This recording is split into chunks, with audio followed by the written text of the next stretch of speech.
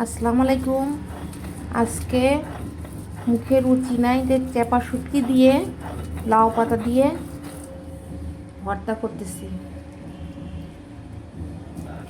দেখি ভালো লাগে নাকি, এই জন্য লাউ পাতা সিদ্ধ করে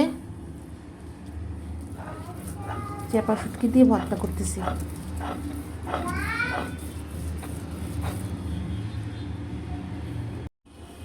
তো এখন আমি পেঁয়াজ মরিচ দিয়ে মাখিয়ে নিলাম।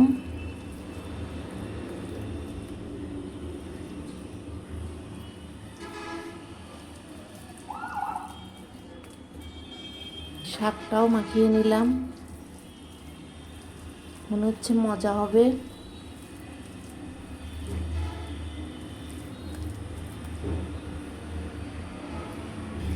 তো ঠিক আছে, আজকের মতন এই পর্যন্তই।